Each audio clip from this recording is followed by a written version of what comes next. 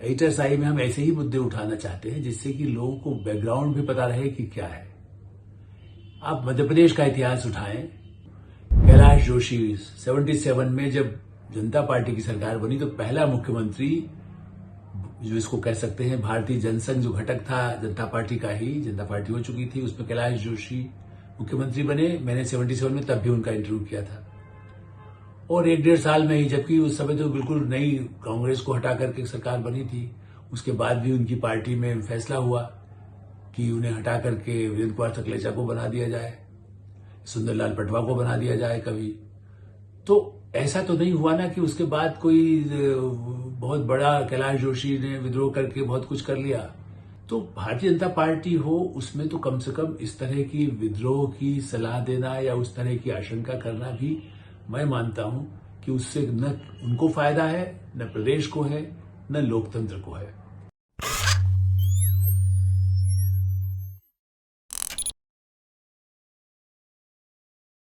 नमस्कार, मैं हूं आलोक मेहता। HSI में आपका स्वागत है। शिवराज सिंह चौहान, वसुंधरा राजे क्या विद्रोह कर सकती है?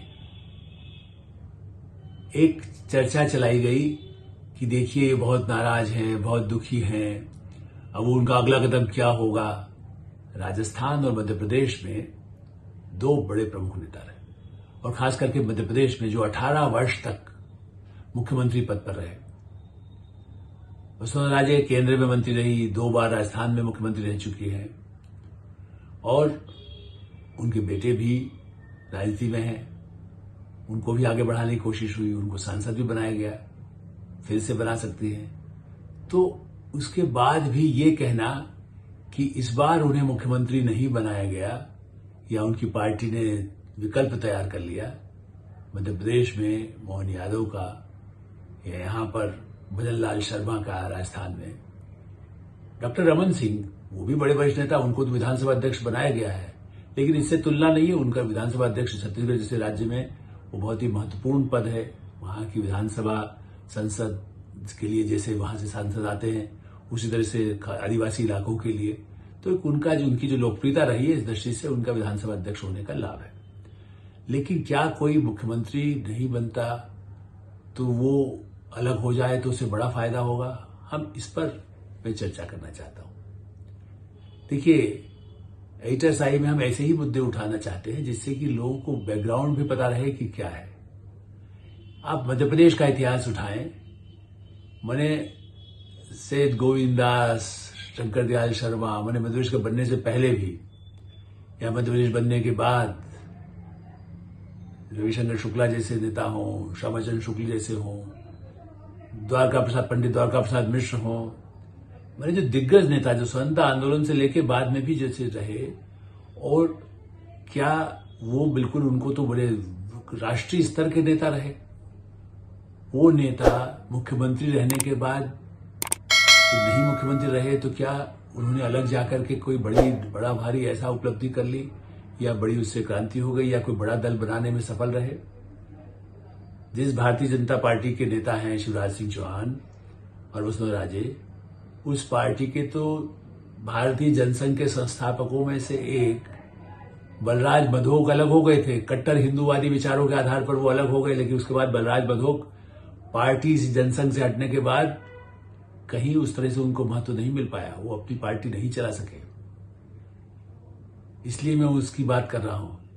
मध्य प्रदेश में जैसा मैंने कहा कि द्वारका प्रसाद मिश्र, श्यामाचरण शुक्ल, प्रकाश चंद्र सेठी, एक से एक बड़े नेता आए, और उनको 2 साल 5 साल, मैंने दिग्विजय सिंह भी 10 साल राज किए, अधिक से अधिक कोई राज किया तो 10 वर्ष, वरना तो 2 वर्ष, 3 वर्ष, 5 वर्ष।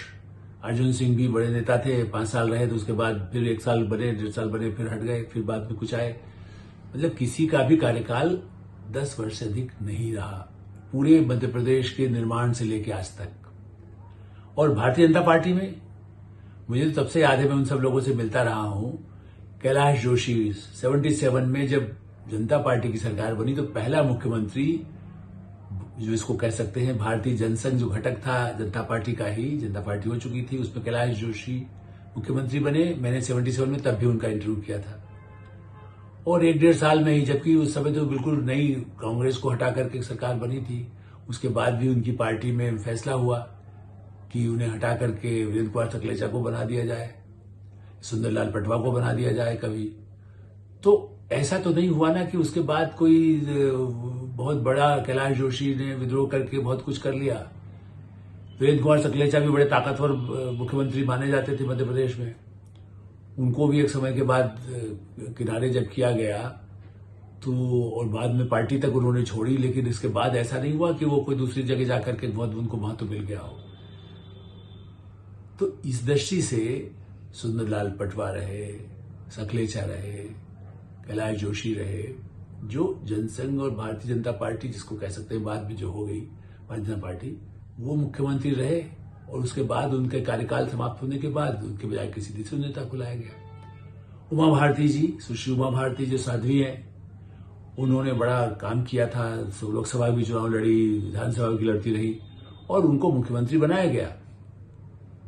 लेकिन उसके बाद वो खुद ही कुछ इस तरह का हुआ, उनको फैसला किया हटने का, चूंकि आंदोलन में कर्नाटक के बाद जो घटना हुई, तो उनको भी सलाह शायद दी गई कि आप तो बड़ी क्रांति कर सकती हैं, आप बड़ा भारी काम कर सकती हैं, इसलिए आप छोड़ करके हट जाइए। तो हट गई। तो उसके बाद शिवराज सिंह चौहान बनाए गए और वो चलते रहे। बीच का कमलनाथ का 1-1.5 साल का पीरियड छोड़ दीजिए, लेकिन इसके अलावा तो लगातार वो मुख्यमंत्री रहे।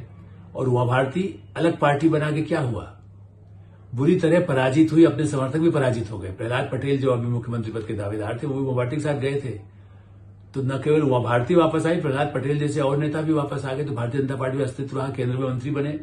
उमा भारती भी केंद्र में भी मंत्री रही, नरेंद्र मोदी तक के प्रधानमंत्री काल में, न केवल अटल बिहारी वाजपेयी के समय बल्कि बाद में भी रही। जबकि उन पार्टी में भी उसके साथ उदारता बढ़ती गई, लेकिन अलग अस्तित्व बना करके वो सफल नहीं हो पाई। कांग्रेस में चाहे वो ठीक है कि वो गांधी परिवार के प्रति लॉयल्टी के कारण अर्जुन सिंह तिवारी कांग्रेस बनी थी, लेकिन कितने लोग सफल हुए? वो पार्टी वापस उनको विलय करना पड़ा मूल कांग्रेस पार्टी में। अर्जुन सिंह या नारायण दत्त तिवारी सब कांग्रेस में आना पड़ा। ऐसा नहीं है कि वो अलग बना करके उन्होंने कुछ कर लिया। इवन माधवराव सिंधिया जी ने भी एक अपनी अलग पार्टी बना ली थी, वो तिवारी कांग्रेस के साथ भी नहीं गए थे। वो केवल अपने अस्तित्व के लिए उन्होंने लड़ाई लड़ ली, वो ठीक है, लेकिन उसके बाद भी। और ज्योतिरादित्य सिंधिया तो चूंकि कांग्रेस की अपनी गलतियों से ही ज्योतिरादित्य सिंधिया को छोड़ना पड़ा, राहुल गांधी की गड़बड़ियों से कहना चाहिए, उनके जो इस तरह का अहंकार भाव था और किसी को आगे बढ़ना नहीं देना था, इसलिए हटना पड़ा। अशोक गहलोत कितनी बार मुख्यमंत्री रह चुके, 3 बार, उसके बाद यदि पराजय हुए तो क्या किया जाए। लेकिन ये है कि वही मुख्यमंत्री रहेगा और वो अलग जाकर के कुछ विद्रोह कर सकता है। इसलिए मेरा ऐसा मानना है कि शिवराज सिंह चौहान हो, और वो अपने भी, उनको पहले भी संकेत दिए गए थे, पहले भी उनको तो केंद्र में लाने की बात कही गई थी 2014 में, तब वो नहीं, उन्होंने स्वीकार किया। मध्य प्रदेश में रहकर काम पसंद किया, जैसे कभी शरद पवार महाराष्ट्र में ही ज्यादा सुखद महसूस करते थे, तो इसलिए उन्होंने नहीं किया। लेकिन वो क्यों अलग पार्टी बना लेंगे या विद्रोह करके पार्टी को तोड़ देंगे? यदि ऐसा कोई सोचता है, उनको सलाह देता है, तो वो भी बहुत ही अनुभव के आधार पर तो कहा जाएगी उसे मूर्खतापूर्ण ही काम होगा या गलत होगा। और वो अपनी पार्टी के साथ धोखा नहीं, वो प्रजातंत्र में और जनता के लिए धोखा होगा कि आप स्थायी रूप से एक जगह रहना चाहते हैं, आप वही रहेंगे। ये ऐसा तो होता नहीं है। पार्टी संगठन के बल पर ही जीतता है। एक लोकप्रियता अपनी जगह है, लेकिन उसके साथ काम करने वाले हजारों कार्यकर्ता होते हैं, राष्ट्रीय नेतृत्व होता है। राष्ट्रीय नेतृत्व भी अपनी भागीदारी सहयोग नहीं देता है तो क्या कोई जीत सकता है? वसुंधरा-राजे, उनको जितना मिलना था उससे भी अधिक मिला, और राष्ट्रीय स्वयंसेवक संघ का पहले सहयोग मिला, बाद में मिला, शिवराज सिंह चौहान को भी मिला, मोहन यादव को मिला था, प्रधानमंत्री नरेंद्र मोदी, अमित शाह को भी मिला, राजनाथ सिंह को मिला, नितिन गडकरी जी को मिला।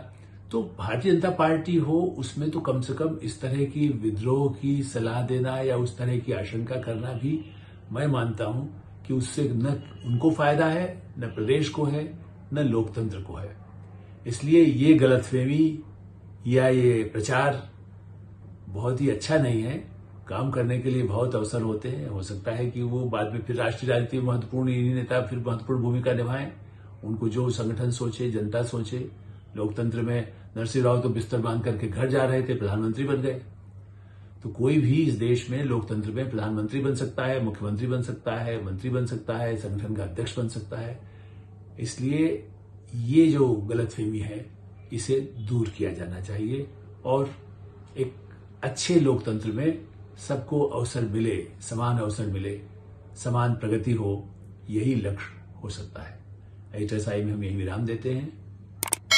आप एटरसाई को सब्सक्राइब करें और मित्रों को फॉरवर्ड करें और उसके संबंध में आपकी जो राय हो उससे हमें अवश्य अवगत कराएं।